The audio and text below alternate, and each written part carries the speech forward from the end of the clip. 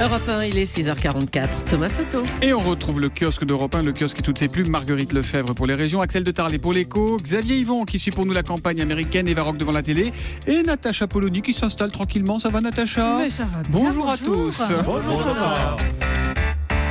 Ce matin, évidemment, le sujet qui monopolise la presse, c'est le débat. Pour commencer, il y a le b.a.-ba avec Direct Matin qui titre sur les enjeux du débat. Plus mordant, Libération qui met le trio Fillon, Juppé, Sarkozy en une, surnommé les tontons ringards. Libé qui accuse les candidats de vouloir faire avaler aux Français une potion libérale inchangée depuis le RPR. Même veine pour l'humanité, fonctionnaires, chômeurs, syndicats, cible obsessionnelle de la droite. Primaire, le Cap Bayrou sème la zizanie à droite, ça c'est le constat du Figaro, toujours en une. Quand Marianne annonce un Nicolas Sarkozy en solde, eh bien non, semble répondre aujourd'hui en France. Non, il n'a pas encore perdu. Le quotidien nous raconte que l'ancien président reste convaincu que la victoire ne peut lui échapper. Ce qui est sûr, c'est que ce soir, il jouera son va-tout contre Juppé, comme le titre l'Opinion. Sur le dessin de CAC, en une, François Baron et Nicolas Sarkozy voient à la télé que Trump remonte grâce à l'affaire des emails d'Hillary Clinton.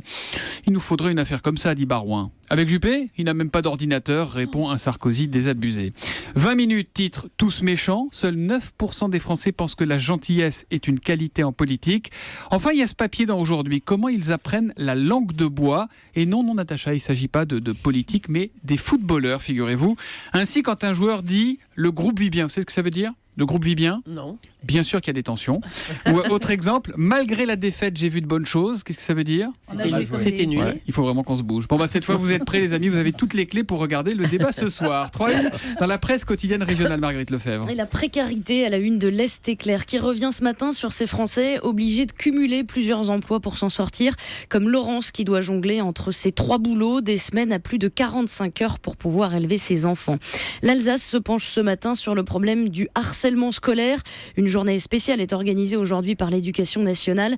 Le fléau du numérique, titre le quotidien. Internet rend les insultes plus faciles et encore plus violentes. Et puis, Donald Trump est fou. C'est pas moi qui le dis, c'est son ancien cuisinier originaire de la Sarthe et c'est à la une du Maine Libre. Le chef raconte: il m'adorait, mais le jour où il a commencé à me taper dessus, j'ai compris qu'il y avait un problème. Il y a beaucoup de personnel français autour des candidats, puisqu'il y a Donald Trump avec le cuisinier français, et je parle sous le contrôle de Xavier Yvon, mais la coiffeuse d'Hillary Clinton est française, Xavier, c'est bien ça ? Oui, c'est ça, oui. Ah, c'est ça. Bon, on revient vers vous dans un instant. L'histoire du jour concerne l'affaire Biotrial. On n'en sait plus sur cet essai mortel, Marguerite. Oui, des spécialistes du CHU de Rennes ont réalisé une étude pour comprendre ce qu'il s'est réellement passé. Je vous rappelle que Biotrial, c'est cette affaire d'essai clinique qui a causé la mort d'une personne et l'hospitalisation de 4 autres. Ils étaient en train de tester un nouveau médicament. Les conclusions de cette étude sont publiées ce matin dans Ouest France et donc on apprend que tous ces patients ont en fait développé exactement les mêmes lésions. Donc on a pour la première fois la confirmation que c'est bien cette molécule testée qui est en cause et qu'il y a eu un surdosage. Jamais les patients n'auraient dû ingérer une aussi grosse dose de ce médicament. Nous n'avions jamais été confrontés à un tel tableau clinique, confie un médecin.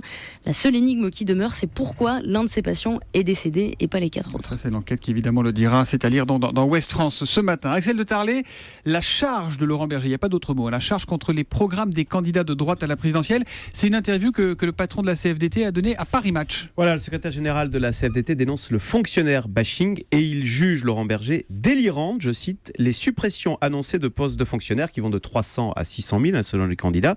Et Laurent Berger prévient, il dit: quand ils annonceront, donc ils, ce sont les candidats, moins de remplacements d'enseignants, moins de services publics, les gens réagiront et on peut penser que là, CFDT réagira dans la rue. Et ça, c'est le cauchemar de la droite, que les syndicats cherchent à bloquer dans la rue les réformes par des manifestations massives. Alors, il faut dire que la droite n'est pas tendre avec les syndicats. Vous savez qu'ils sont considérés par les candidats de droite comme des apparatchiks, politisés, déconnectés du monde de l'entreprise. Alain Juppé souhaite que les syndicalistes passent ainsi la moitié de leur temps à exercer leur métier. Alors, Laurent Berger répond à Alain Juppé, opportunément, que 90% des élus syndicaux en entreprise continuent d'exercer leur activité professionnelle et qu'à l'inverse, en politique, ce sont toujours les mêmes, et il précise qu'ils sont là depuis si longtemps qu'ils ont vu défiler plusieurs secrétaires généraux de la CFDT. Bon, voilà. Alors, la droite est prévue, mais il dit rien sur la gauche, Laurent Berger ? Non, juste il critique un peu sur la forme le livre, sidérant de François Hollande. Il dit l'ultra-transparence n'est pas bonne pour cette fonction,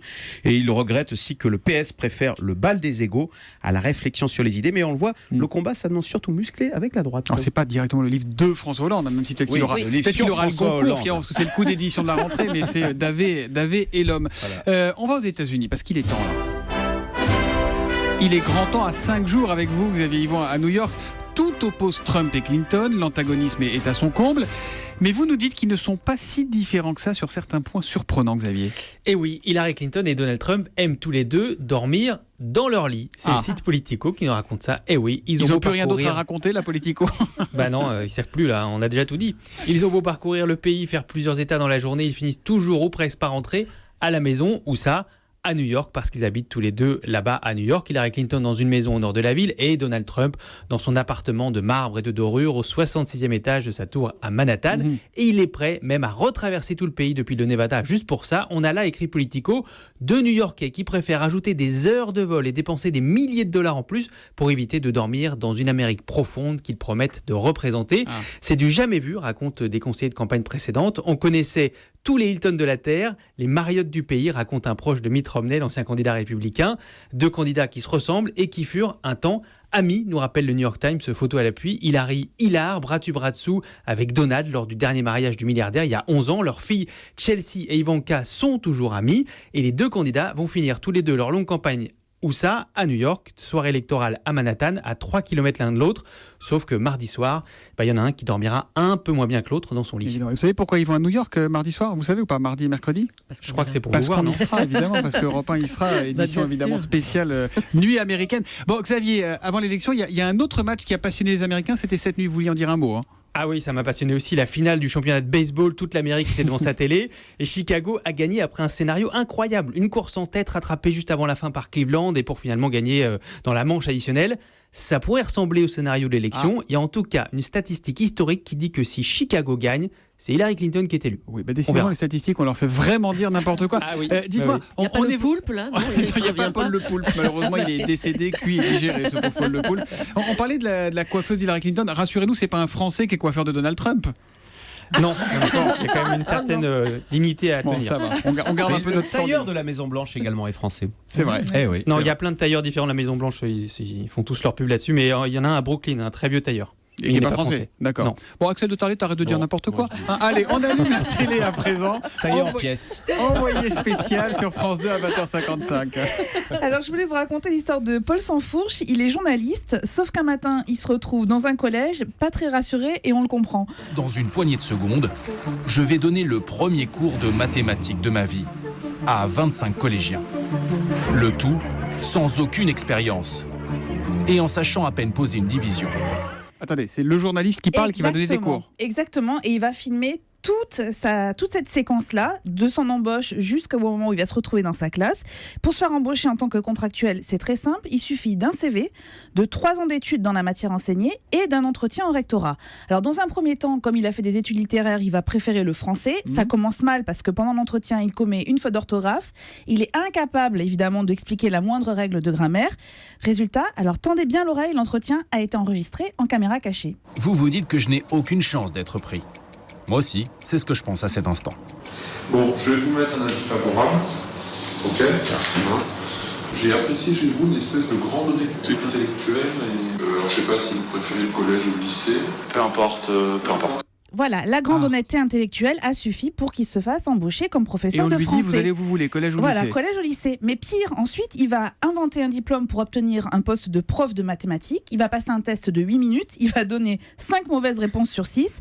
Et bien, résultat, 3 jours plus tard, il est devant sa classe sans aucune formation, 25 élèves. Il va filmer la scène et il va passer plus de temps, évidemment, à faire la police qu'à enseigner parce que de toute façon, enseigner, il ne sait pas faire.